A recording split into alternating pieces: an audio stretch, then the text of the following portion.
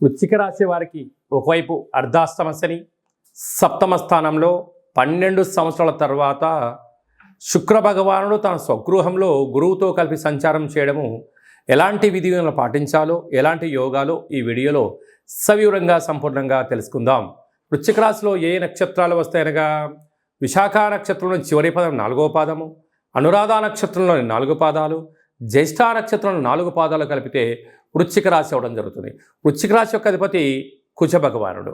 చాలామందికి పుట్టినటువంటి కాల సమయంలో డేటా ఆఫ్ బర్త్లు లేనటువంటి కారణం వలన పేరు యొక్క మొదటి అక్షరాన్ని అనుసరిస్తూ రాశిని తెలుసుకొని ప్రయత్నం చేసి విషయ పరిజ్ఞానం తెలుసుకుందాం. ఏ అక్షరాలు అన్నట్లయితే తో, నా, నీ, ను, నే, నో, యా, ఈ, యు అక్షరాల వారందరూ వృశ్చిక రాశి జాతకులే. అలాగా వృశ్చిక రాశికి అర్ధాష్టమ శని సంచార స్థితి ఉండడం వల్ల వృత్తులలో, ఉద్యోగాల్లో, వ్యాపారాల్లో, వ్యవసాయ కార్యక్రమాల్లో, వ్యాపార రంగాల్లో, ప్రభుత్వ రంగాల్లో ఉండబడిన వారందరికీ కూడా అనేక రకాలమైన ఇబ్బందులు పొంచి ఉన్నాయి. ఇలాంటి కాల సమయంలో మౌనం, ధ్యానం, ఆధ్యాత్మికత అనేది చాలా అవసరం.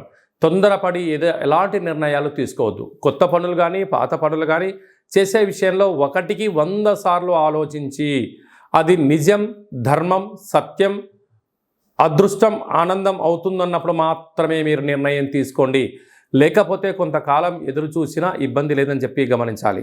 కనుక మీరు ఎంత బరువు అయితే ఉంటారో అంత బరువు కలిగినటువంటి ఉప్పును తులాభారంగా చేసుకొని ఆ ఉప్పునంతా నీటిలో కలిపి ఆ నీటితో మహాదేవుడికి రుద్రాభిషేకం చేసుకోవడం, కాళభైరవ స్వామి యొక్క అభిషేకం చేసుకుంటున్నట్లయితే అనుకూలం లేనటువంటి కాలము మీకు అనుకూలించే పరిస్థితి వస్తుందని చెప్పి గమనించాలి.